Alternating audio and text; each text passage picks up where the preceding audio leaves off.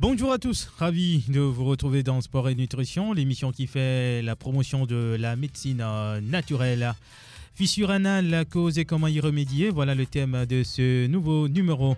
Invité Buffalo Lambert, nutritionniste groupe sanguin. Judy James, il est naturopathe africain. Et monsieur Azianle Kodjo, aussi naturopathe. Derrière la baie vitrée, à Javon Théo. Derrière la caméra et l'homme devant, je suis Romo Yeter au micro. Merci de votre fidélité d'écoute et bonne réception à toutes et à tous.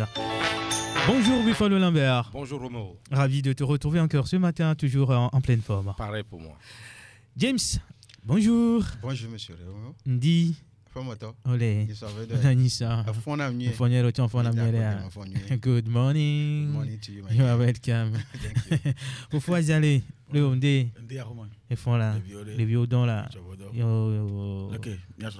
Ah mais si me font quelqu'un. Il y a soupetore. Midakbe. Alors, Buffalo Lambert, aujourd'hui nous parlons de la fissure anale. Ouais. Faites-nous une petite description de cette pathologie.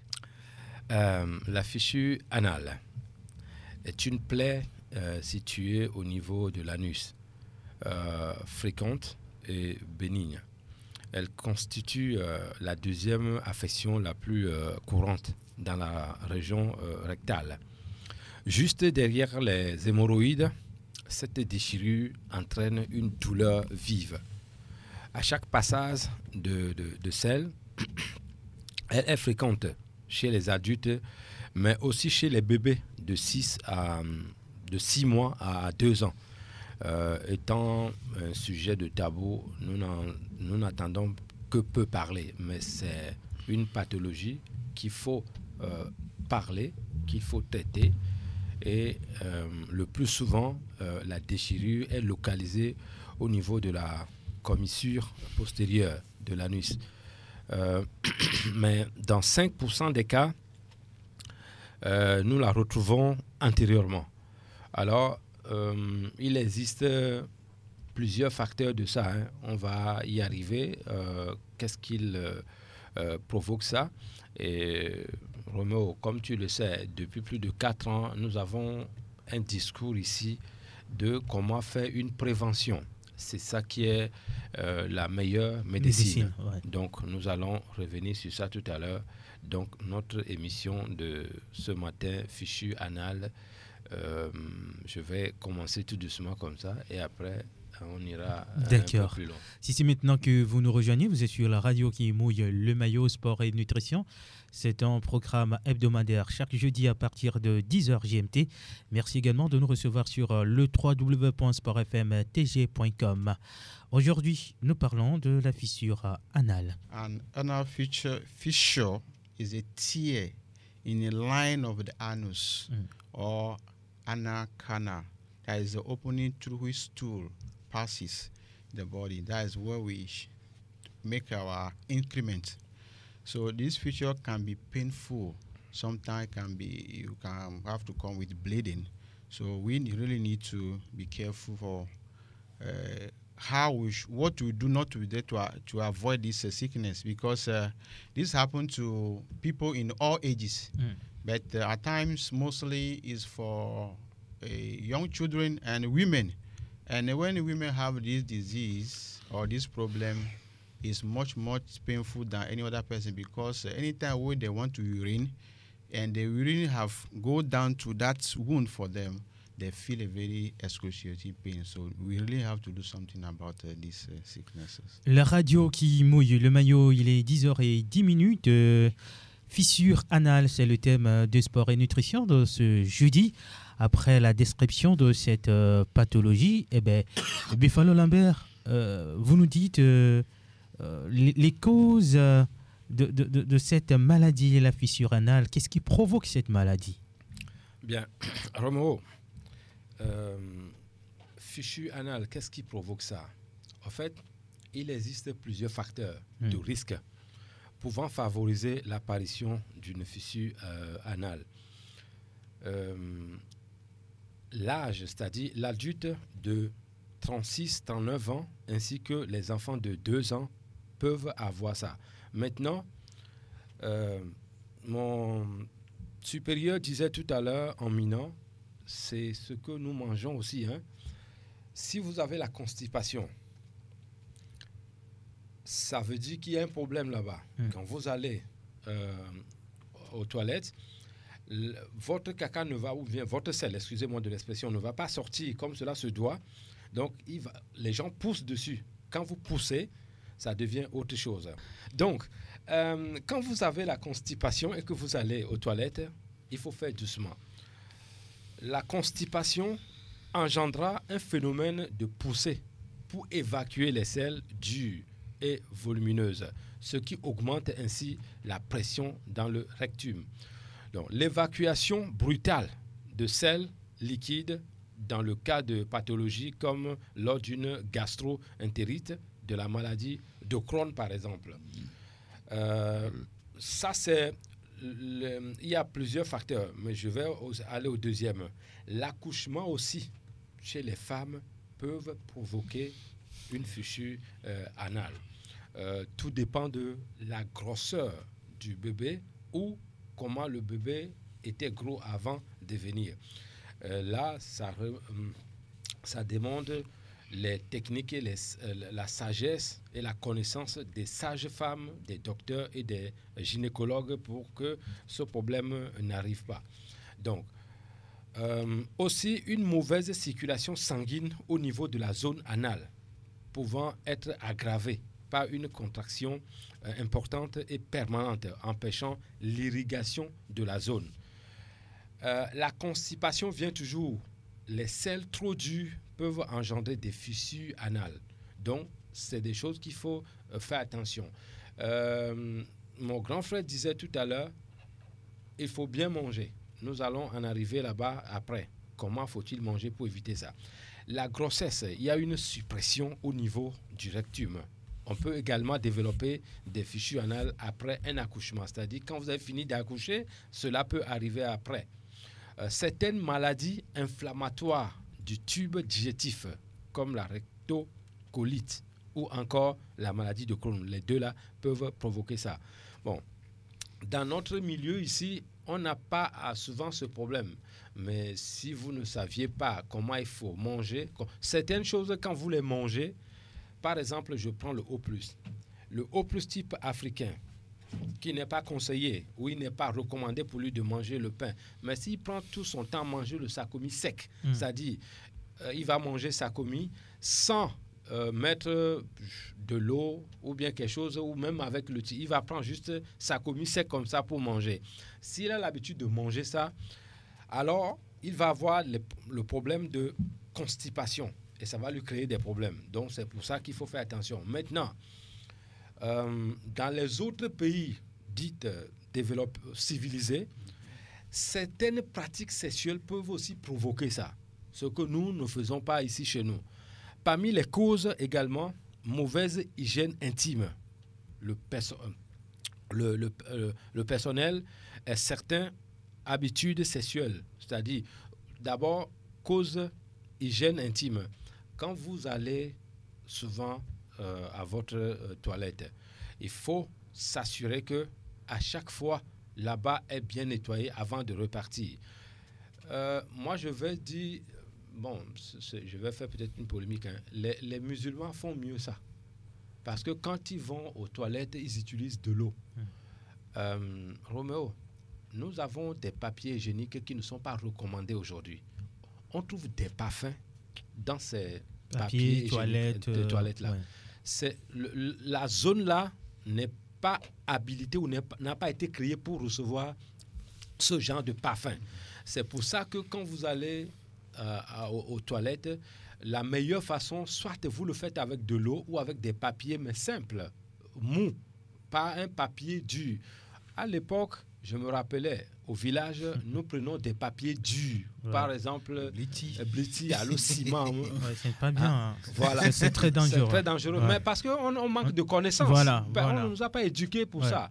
Donc, alors que dans les autres pays, oui. Alors, quand vous prenez papier de ciment ou bliti ou bien des trucs comme ça durs et vous faites ça, dès qu'il y a des petits déchirures quelque part ou une petite blessure et que vous revenez encore aller aux toilettes, vous faites la même chose encore. Voilà. Ça s'agrandit, ça s'infecte et puis ça nous crée des problèmes. Donc, c'est des choses qu'il faut faire attention. Maintenant, quand on a la classe supérieure où on a les moyens, on n'est pas obligé de prendre des papiers hygiéniques trop parfumés pour après avoir allé aux toilettes et utiliser ces papiers hygiéniques là, ou bien il y a des papiers hygiéniques adaptés. C'est ça qu'il faut utiliser. Donc ça, c'est très important. Habitudes sexuelles, coït anal, ça aussi, ça crée ce genre de problème. Et autres pratiques axées sur l'insertion d'objets ou de parties du corps dans l'orifice anal. Cela aussi crée des problèmes.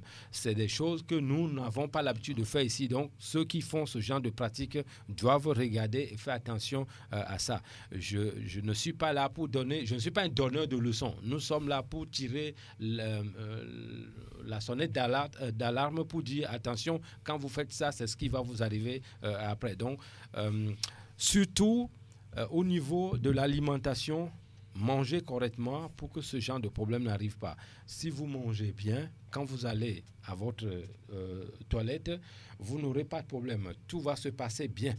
Mais comme je le disais, une personne normale, quand elle se lève le matin de 6h à 9h, doit aller aux toilettes, aller évacuer les déchets. Ça, c'est une personne normale. Quand vous n'allez pas aux toilettes, vous n'allez pas faire la selle pendant 2-3 jours, posez-vous rapidement la question que qu'est-ce qui ne va pas, y a un problème sérieux. Donc, il faut tenir compte de ça parce que certaines pathologies comme cancer dans le ventre fait qu'on ne va pas aux toilettes. Et quand on a envie, on va aller forcer et ça crée d'autres dégâts pour plus tard. Donc, il faut que les auditeurs et auditrices fassent attention à tout ce que nous venons de dire. La radio qui mouille le maillot sport et nutrition, nous sommes bien ensemble jusqu'à 11h GMT. Merci de nous capter sur la 91.9 et sur le www.sportfmtg.com. Quelques causes de la fissure anale évoquées tout à l'heure par Buffalo Lambert. Il est nutritionniste groupe sanguin, naturopathe africain. Allô? Oui, bonjour, mon frère Roméo. Bonjour, Kekou Damaouzan. Comment vous allez? Bien, et chez vous? Je dis bonjour à toute l'équipe. Merci. Bonjour à la technique, que sans eux, on ne peut pas faire cette émission. Et bonjour à nos auditeurs. Je ne veux pas nommer tout le monde parce que chez nous, on dit nous, on est nation. Yeah. Et je veux participer à cette petite émission de ce matin à propos de la anal fissure. This kind of behavior, vous m'excusez, je vais mélanger un peu. Il n'y a pas de problème. This kind of nasty behavior, just know what I'm talking about. It's nasty. Go have the sex from behind. It's a sickness. Because God did not make a body to do that kind of thing, that kind of nasty behavior. It's a sin. That's why the world is going the way it is going. James. Yes, when I finish, I need you to translate this in. D'accord, ok, d'accord, sans problème. Okay. Bad food causes this because when you eat a lot of bread, you don't drink enough water. Spaghetti, comme vous l'appelez, rice, perfumed rice, or any kind of rice that you eat in the evening, it's not appropriate to the body. That's what causes heavy stool. When you go to the bathroom, you can't release because it's very hard and big. It will chop up your anus.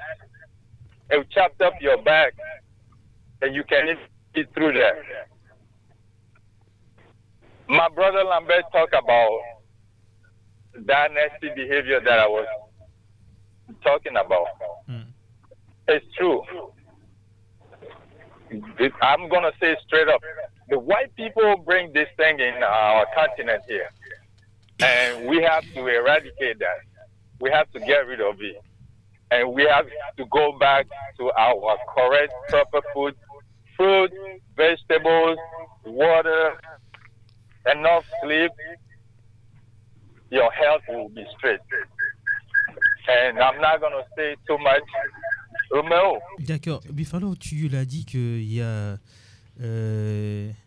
comment dire, un nerf là qui passe au niveau de notre anus. Mais ceux qui ont pour profession le vélo là, ceux qui pédalent le vélo, soit qui vont en salle de gym pour faire ce sport, est-ce qu'ils ne risquent pas cette fissure anale là? Avant de répondre à ta question, je voudrais compléter. En fait, Roméo, cette émission, quand cela m'a été proposé, j'ai dit, je ne suis pas en Europe, je vais faire cette émission ici, mais un peu mal à l'aise. Mais bon, on est loin de là. C'est une émission pour moi, un sujet de tabou presque. Donc, mon frère disait tout à l'heure, mon supérieur disait tout à l'heure, on va aux toilettes avec les papiers de ciment. En aucun cas dans le monde, le ciment est fait pour toucher notre anus, partie intime. Ouais. Parce que le ciment, c'est fait pour autre chose. Quand vous prenez ce papier-là pour aller aux toilettes, vous attendez à quoi? Fichu anal peut-être va être la pathologie la plus facile pour nous à traiter. Mais le ciment qui rentre là-bas, mais ça va être des cancers qui vont arriver plus tard. Donc, et il y aura infection. Oui, et peut-être le patient ou la patiente n'aura pas les moyens pour se guérir. Donc, le ciment n'est pas fait. Je ne suis pas sûr qu'il y a quelqu'un qui va contredire ce que nous disons ici. Le ciment n'est pas fait pour rentrer dans les parties intimes. Je dis bien le ciment avec lequel on construit nos maisons.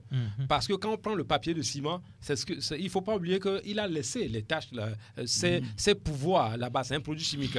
Donc, c'est juste pour consolider. C'est pas bon aussi pour vendre votre coin.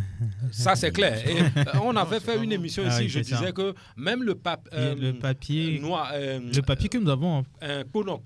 les sachets plastiques. Ce n'est même pas bon pour la nourriture parce que c'est fait à base du pétrole. Est-ce que nos auditeurs savent ça? Quand tu as le plastique en main, c'est le pétrole que tu en mets. Donc, on ne va pas mélanger le pétrole avec la nourriture. À moins que vous êtes extraterrestre, là, d'accord.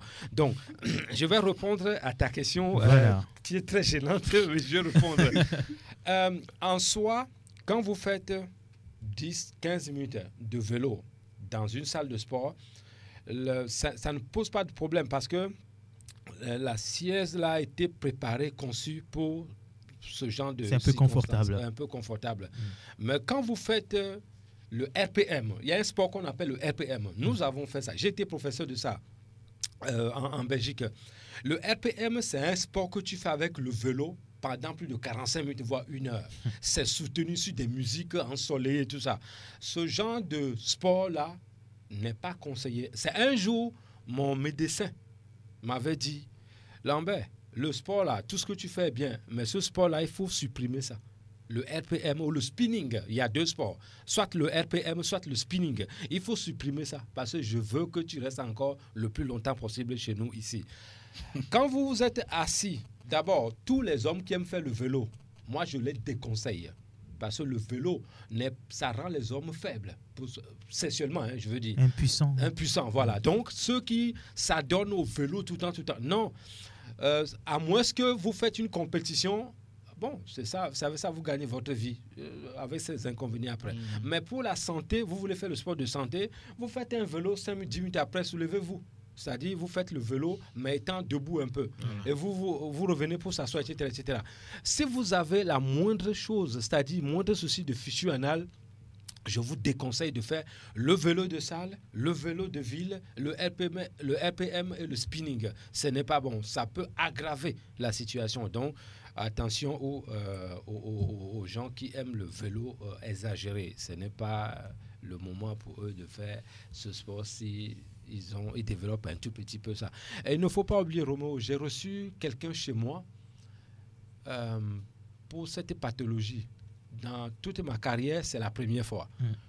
Année passée, la personne était presque paralysée. Je lui ai posé la question comment c'est arrivé. Il m'avait expliqué que il avait 4 jours de constipation. Oh. Il est allé aux toilettes, il a forcé parce qu'il veut se sentir bien. Il a forcé ça. Même le médecin chez qui il a été, on lui a dit, mais pourquoi tu as forcé? Et il a eu une fichue anale, il s'était obligé de coudre. Malheureusement pour ce monsieur, ce n'était pas en Europe, ça a été mal cousu. Oh là là. Et comme ça a été mal cousu, quand il va au sel, il y a des trous qui sont restés. Oh. Et le caca rentre là-bas, ça crée des problèmes. Le monsieur marche, mais avec le pied qui est droit comme ça, comme quelqu'un qui sort de l'AVC. Et je dirais presque paralysé. Donc ce problème dont on parle ici, les gens peuvent sous-estimer ça. Mais les causes sont très graves et peut aller très loin. Ce monsieur perd même la connaissance. Quand il vient chez moi, tout au long de 30 minutes de consultation, c'est un monsieur qui n'était pas avec moi. Il dit quelque chose, dans 5 minutes, il revient sur la même chose. De mémoire. Voilà, il revient sur la même chose. Les nerfs ont été touchés. Mais ce monsieur n'avait pas les moyens pour aller en Occident, pour se faire opérer.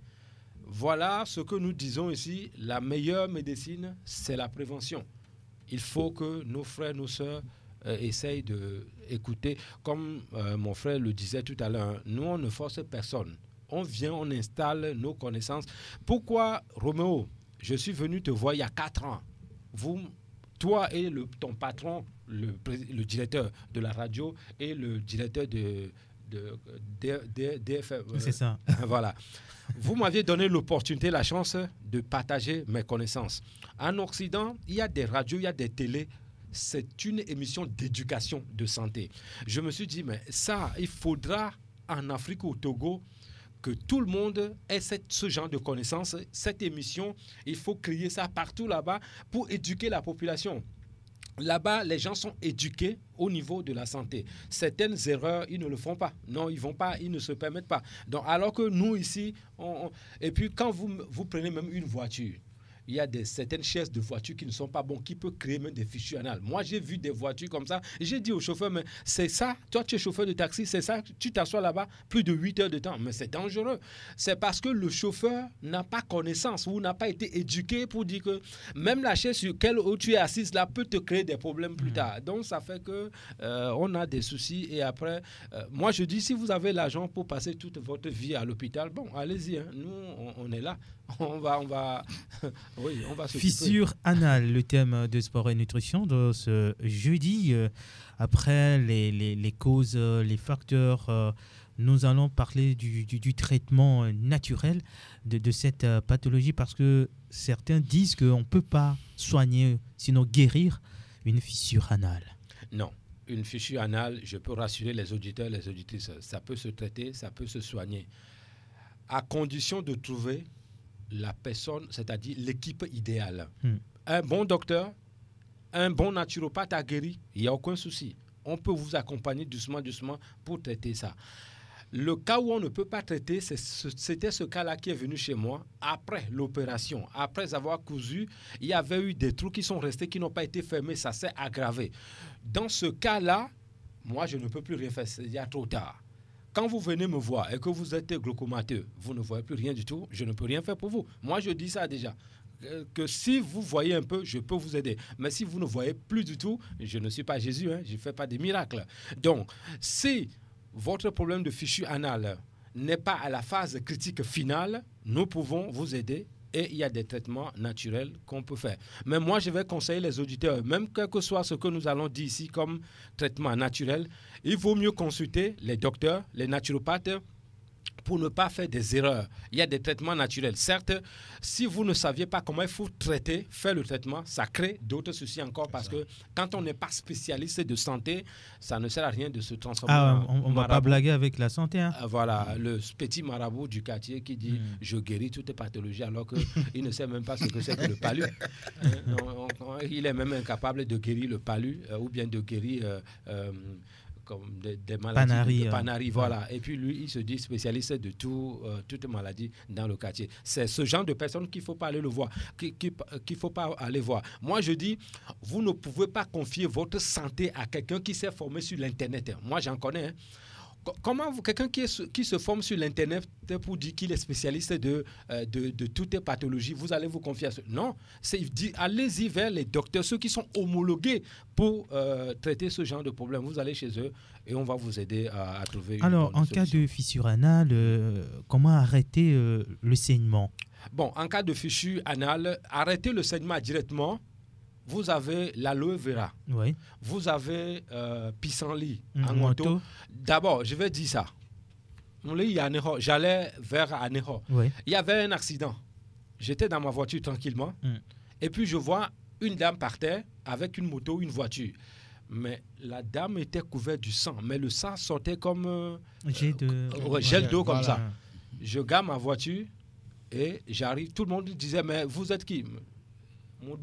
Je rentre dans la brousse et je ressors avec un moto et le jus là, naturel.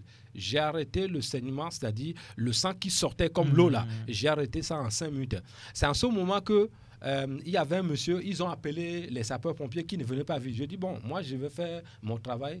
Et il y a des gens qui disaient, mais vous allez assumer les conséquences. Je dis non, j'arrête d'abord le saignement et puis après on amène la personne à l'hôpital. Donc, vous avez ce genre de problème, arrêtez le saignement. Il faut chercher l'aloe vera naturel, organique. Il y a 2 sortes d'aloe vera. Mâle et femelle. Mâle et femelle. Ah, ce n'est pas le mâle qu'il faut prendre ici, c'est femelle qu'il faut prendre pour se soigner ici. Vous pouvez utiliser ça. Mais arrêtez le sang qui coule directement, c'est d'abord pissenlit qu'il faut chercher et écraser dans un truc propre et toucher la zone où le sang coule. 5 minutes, 10 minutes maximum, le sang peut commencer déjà à s'arrêter et vous avez l'argile verte que je ne cesse de vanter ici. Voilà les 2 traitements naturels pour d'abord arrêter rapidement le saignement et après passer à autre chose. Une préparation à base d'aloe vera, je dis aloe vera, mais il faut préparer ça. Hein. Une préparation à base d'aloe vera vous aidera à accélérer la guérison grâce à leurs propriétés cicatrisantes, régénératrices, anti-inflammatoires, nourrissantes et apaisantes. Mélangez l'aloe vera à soupe, c'est-à-dire dans un verre avec soit vous prenez l'argile verte, mélangez les 2 ensemble, soit vous prenez juste les jus là même d'aloe vera, 2 cuillerées déjà à soupe pour pouvoir faire ce traitement. Appliquez votre préparation localement sur la zone anale après avoir pris la douche. Attention, si vous ne prenez pas la douche et que vous faites ce traitement, ça peut créer d'autres problèmes. Parce qu'on parle de l'hygiène. Oui, voilà, la zone n'est pas propre. La zone doit être nettoyée, propre d'abord, avant de mettre le gel de aloe vera. L'argile verte, solution naturelle contre les fissures anales. Il y a plusieurs sortes d'argile, rouge, verte, rouge, etc. Mais ce qui nous intéresse ici, il y a même l'argile blanche. C'est l'argile verte qui nous intéresse ici. L'argile verte permettra d'une part de soulager vos douleurs, c'est-à-dire c'est souvent douloureux, hein, ça il ne faut pas oublier, mais aussi de lutter contre la prolifération des bactéries et ainsi d'agir en faveur de la reconstruction des tissus et de la cicatrisation. Donc, il faut... c'est moi qui dis souvent, je n'aime pas noix de coco, c'est-à-dire ce qui est greffé. J'aime noix de coco naturelle. Vous pouvez utiliser aussi le jus de noix de coco pour pouvoir faire ce traitement. En buvant ou bien en faisant les toilettes c'est ça, non comment utiliser c'est ça, on veut comprendre là. Bon, vous faites toilette avec ou faut boire bon, comment tu me cherches? Je ne veux pas donner la recette, mais il faut que je donne ça. Je continue. L'huile de noix de coco, c'est-à-dire Yovonomicha. D'accord. Ça aussi, ça peut nous aider. Donc, comme je refuse l'autre, je donne l'autre. L'huile de noix de coco est un autre remède naturel utile pour les fissures anales. Étant riche en triglycérides, on peut prendre Yovonomi, la meilleure qualité, avec le coton qui est très propre. Après avoir nettoyé la zone, on va embimer le coton blanc dans Yovonomi et puis la zone qui fait mal, on va nettoyer là-bas avec ça. Après avoir nettoyé avec de l'eau, surtout pas de savon. À la rigueur, vous pouvez utiliser d'autres produits pharmaceutiques, par exemple, alcool. Non, alcool, non, rouge. Bétadine. Bétadine. Ah, ok. Bétadine. Voilà, alcool, les gars, mais ça, ce n'est pas bon. Ça va créer d'autres problèmes encore parce que ça fait très mal. La bétadine, on peut utiliser pour désinfecter même là-bas. Bon, la meilleure façon même, je dirais, vous allez d'abord à la pharmacie, vous payez la bétadine. Il y a plusieurs sortes de bétadine. Il y a des bétadines qu'on utilise pour la peau, il y a des bétadines qu'on utilise à l'intérieur, c'est-à-dire après avoir quand il y a la blessure à l'intérieur, on utilise la bétadine. Donc vous demandez aux pharmaciens, ils connaissent, c'est leur boulot, et vont vous vendre la bétadine idéale pour désinfecter d'abord la partie et puis après utiliser soit Yovonomi ou autre chose. Oui, je sais que vous avez plusieurs recettes naturelles, bien sûr. Et quand on parle de cicatrisation de la peau, tu nous avais enseigné que la coquille de l'escargot est un excellent remède. Oui. Est-ce qu'on peut l'utiliser dans ce cas? La coquille d'escargot bien écrasée, à ce moment, fait l'affaire. Même quand les plaies ne sont pas encore parties, on peut utiliser. Tout ce que je suis en train de citer sont très efficaces. Quand vous prenez la coquille d'escargot, faites l'expérience, c'est cicatrisant. Une plaie quelque part, vous pouvez mettre la coquille d'escargot directement dans la plaie. Il suffit seulement que la zone soit faire propre. Une poudre. Oui, ça doit être une poudre. Il faut écraser ça pour que ça soit une poudre.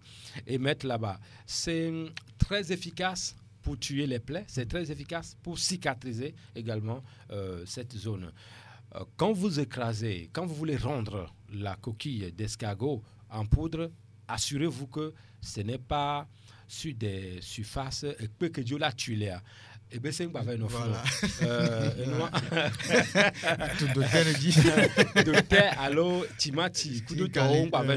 Il faut s'assurer que la zone soit bien propre. Vous écrasez pour faire ça. Et c'est 2 fois par jour. Pour Yovonomi ou l'huile de coco ou noix de coco ou argile verte, c'est 2 fois par jour. Alors, Bifalo, comment mettre la différence entre l'hémorroïde et la fissure anale? L'hémorroïde, bon, quelle hémorroïde? Parce qu'il y a 2 hémorroïdes. Ok. Non, il y a hémorroïde interne et externe. Oui.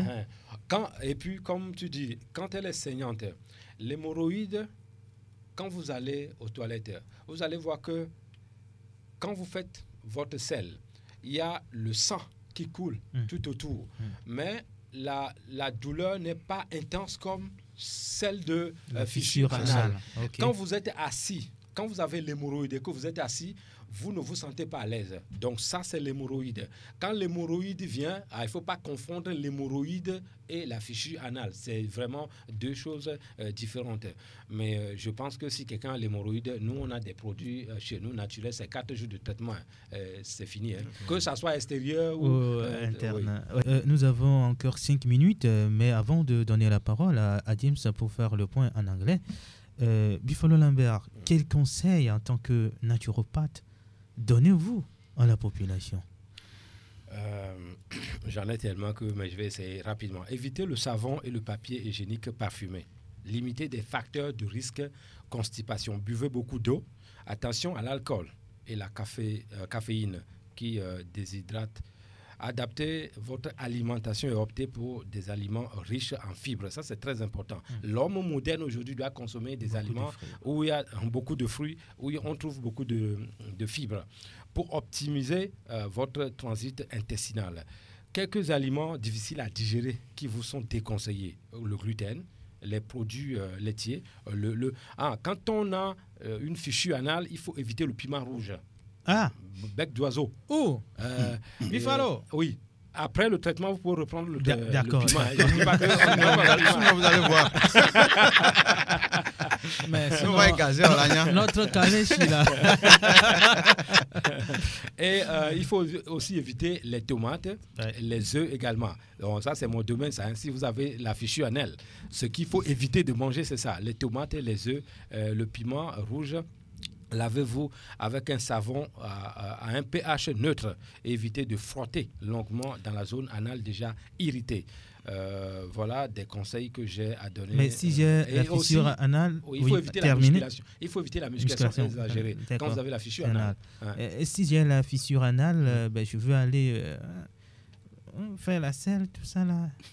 Comment je vais gérer? Parce que ça aussi c'est important. J'ai déjà la fissure anale. Vous avez la mais fissure. Je veux aller à la selle. Je fais comment? Il faut aller, mais c'est pour ça qu'il faut éviter tout ce que je viens de citer tout à l'heure pour ne pas aggraver votre situation. Mon grand frère a donné des recettes. Quand vous voulez faire ce genre de traitement sans un spécialiste, votre slip doit être changé 2 fois par jour. Il faut pas... on a parlé de propriété hygiène. C'est un slip par jour. Mais dans ce genre de circonstances, il faut 2 slips par jour. Quand vous posez le produit et vous mettez votre slip, vous faites la marche, je ne sais pas, vous revenez. À midi, il faut rechanger le slip pour ne pas que ça soit infecté parce que c'est beaucoup de batteries là-bas. Alors, James, tu fais la conclusion en anglais. Avec les conseils, tout ça, tu as 1 minute pour le faire. Okay. First of all, you asked a question that if you have the anal fissure and you wanted to go to toilet, what do you do? We have learned that we can control maybe a kind of ejaculation. So if you can control ejaculation, it means that when the stool want to go with force, please try to control it so that it can go slowly to avoid the pain that comes from it. Now, another thing, my bosses, my masters, my professor, they have said a lot of things. We're talking about so many leaves that we can use. We all know about aloe vera, so that for the first aid, that is when you're having a problem, you can use that as a first aid. But that does not mean that you are going through the treatment. You need to go to the specialist, either a doctor or a professional naturopath for you to help you to treat that sickness. We have learned also that there are something that you can do, like one of our professors earlier said, that we can use what we call guava leaf. You ground guava leaf, and another leaf they call it amelatungo. I'm sorry, I cannot able to pronounce that one in English for now. So when you mix the two together, you add small hot water, then you can take it. But don't take it much of it because that damelachugo is one of antibiotics that's very, very, very strong. So you take it small so that before you stool, then the medicine can walk through your body to the anus. Then you have some release from there. The next one is onion.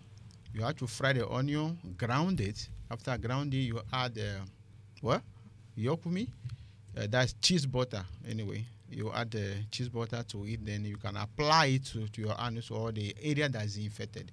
Now, how do we do that? You have to use something like a pad. When you apply the thing, use the pad in that place before you put your your pants on it, so that will help us not to destroy the pants as well. And we advise that you have to do that, change the pants 2 times a day. Then the most advice we want to talk about here, you have to avoid the tomatoes. That is fresh tomatoes you have to avoid. Even tin tomato, we don't even counsel anybody to use anyway. And you have to eat the red pepper. You have to avoid a certain thing that can cause your stool to be strong. Please, let them listen to, because there's one thing I wanted to say. Merci beaucoup, monsieur Aziale. Sans oublier donc Buffalo Lambert et James Doudi et l'homme devant derrière la caméra, la mise en onde Théo Ajavon, moi c'est Romo Yeta. C'est fini pour aujourd'hui. Sport et nutrition, nous avons parlé de la fissure anale. Que Dieu bénisse le Togo et ses enfants. On se retrouve jeudi prochain toujours en bonne santé sur la radio qui mouille le maillot.